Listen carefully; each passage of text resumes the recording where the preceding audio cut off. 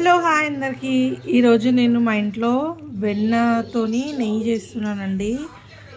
ఒక 15 డేస్ అవుతుంది. పాల మీద మీగడ తీసి ఫ్రిడ్జ్లో పెట్టి అప్పుడప్పుడు పెరుగు మిగిలితే దీంట్లో వేస్తానండి మీగడలో. ఇలా ఒక ఫ్రిడ్జ్లో నుంచి తీసిన తర్వాత ఒక 15 మినిట్స్ బయట ఉంచుకొని ఇలా బాగా స్మాష్ చేసుకోవచ్చు. చేసుకున్న తర్వాత వెన్న అవుతుంది, చూపిస్తాను చూడండి. ఇలా బాగా పిసుక్కోవాలండి, మంచిగా వెన్న వస్తుందండి. మిక్సీలో వేసి ఇన్ని బాసనలు అవుతాయండి, అంత జిడ్డు జిడ్డు. ఇదైతే ఒక బౌల్లోనే మంచిగా వెన్న వచ్చేస్తుంది. ఇంకోండి ఇలా ముద్దలాగా అయిన తర్వాత కొన్ని వాటర్ వేసుకుందాము. ఇంకోండి ఇలా వాటర్ వేసుకున్నాను.